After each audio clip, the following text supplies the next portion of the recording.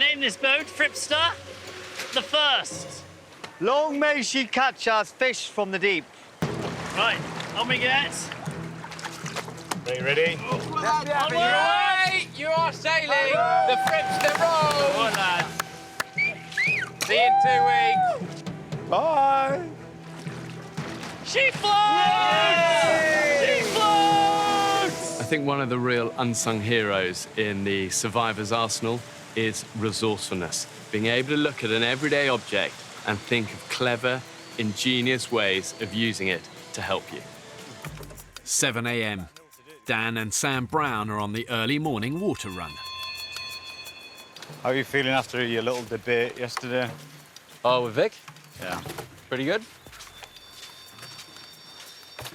I think Vic was just maybe trying to pick a bit of a fight yesterday. Yeah, he likes to push buttons. I think he likes to niggle. He likes a little... Yeah. You know, he has a sort of like, oh, I'm nice as pie, da-da-da. Off he is. Where's my hat? Last night, 47-year-old Vic, the group's most successful hunter, announced that he was going on fishing strike. I'm absolutely knackered. Are you? Yeah, I am, yeah. This trudging out, catching fish and trudging back day after day after day after day after day. It's not fair. How many fishing lines have you hooked up before, Phil? None. The burden of finding a fish supper now lies with the other men. There is absolutely no food in this camp. There is no reserve. There's no larder that we have here at the moment. So if we don't catch anything today, we don't eat. Right, so where are the points to go fishing? Although refusing to fish himself, Vic doesn't want to go hungry, so he offers the men some advice.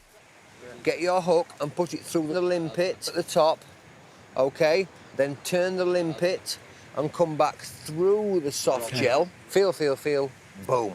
But Yeah. hidden on, I would say just hidden and right on the edge. Yeah. Because they nibble on the edge and they want them to just nibble it and get caught. You undermine me every time when I start telling about stuff and it's rude. Oh, sorry. Please don't do it. Sorry, Vic. OK? I thought I was adding to you. No. So, if you put 2 limpets on... He was very quick to swipe at me. And I think maybe Vic has lost perspective a little bit. He thinks that he's the kingpin and that he is providing more than anyone else and doing more than everyone else. I don't know if he feels he needs to contribute, so if we all think he's contributed, or... I don't know, but it's rude. You shouldn't do it.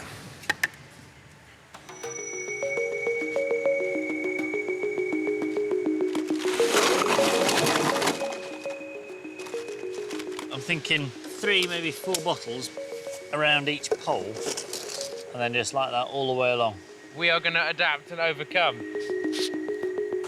36-year-old Will has come up with an ambitious plan to fish the deeper waters surrounding the island.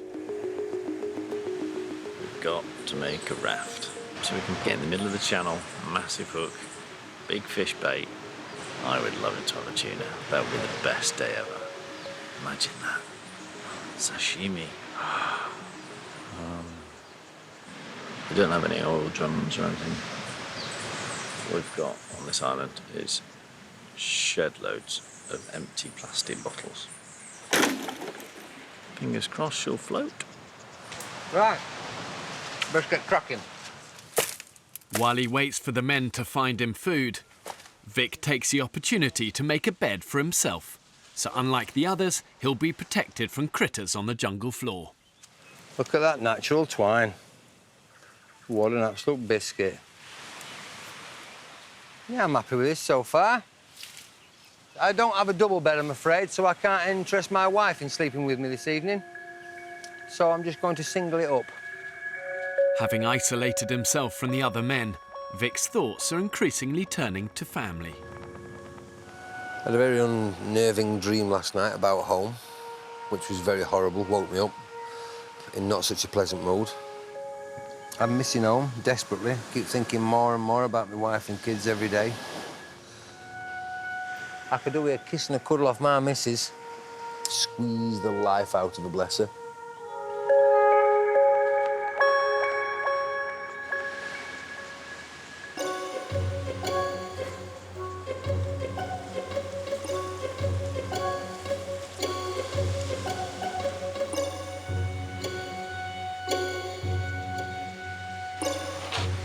Will's raft is ready to set sail. I came up with the idea I shall name this raft after my two gorgeous daughters, Freya and Pippa. So we call it Fripster. Nice, mate. You're getting reactions, I'm getting white. I'll get the guys. Even. It looks like a bunch of bottles attached to some planks, because it is a bunch of bottles attached to some planks. But our livelihood and our dependency on food relies on it. So go on, Fripster. Fingers crossed for the inaugural launch. Get some fish. I named this boat Fripster the First. Long may she catch us fish from the deep. Right, on we get. Are you ready? Away! You are sailing the Fripster roll! Come on, lads. See you in 2 weeks. Bye. She floats!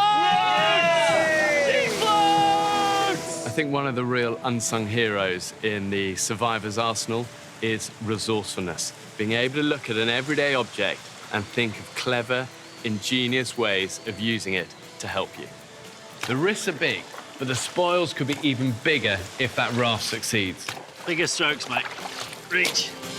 After a huge joint effort from all the men, apart from Vic, the raft appears to be a success.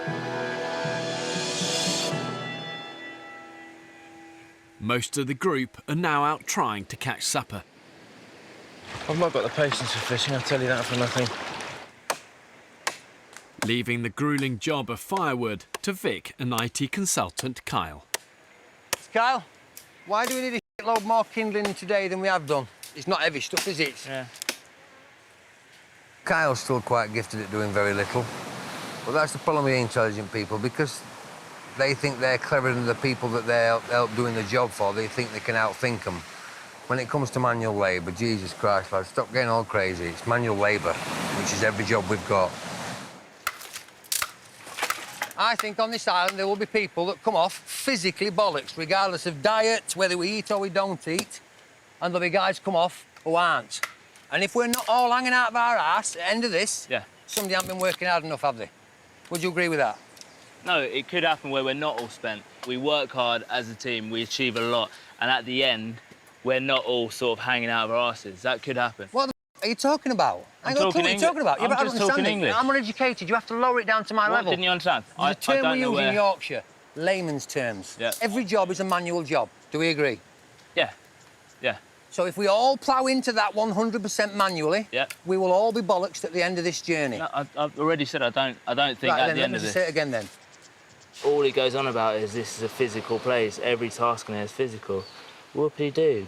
You know, that's brilliant, but we're not all just grunts that have been sent out here to bash on bits of wood. You can talk your way around whatever you want. Top and bottom of it is, it's a physical island. Every job's physical. We should all be bollocks. If not, somebody's carrying somebody else. That's the top and bottom of it.